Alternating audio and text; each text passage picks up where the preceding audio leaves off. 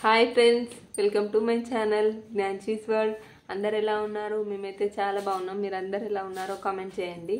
ఈరోజు వీడియో ఏంటంటే అందరికీ వినాయక చవితి శుభాకాంక్షలు.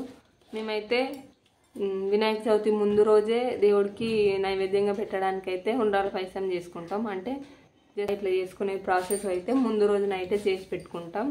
నెక్స్ట్ డేకి మళ్ళీ కొంచెం అవి మంచిగా ఆరి నెక్స్ట్ డే చేసుకోవడానికి పాయసం చేసుకోవడానికి బాగుంటుంది, ఈజీగా ఉంటుంది. అప్పటికప్పుడు చేసుకోవడం వల్ల కొంచెం మెత్తగా అయ్యి మొత్తం విరిగిపోవడం అట్లా జరుగుతుంటుంది. గోధుమ పిండితోటే చేస్తాం మేమైతే ఎవ్రీ ఇయర్. నెక్స్ట్ అయితే ఇప్పుడు ప్రాసెస్ అయితే చూద్దాం.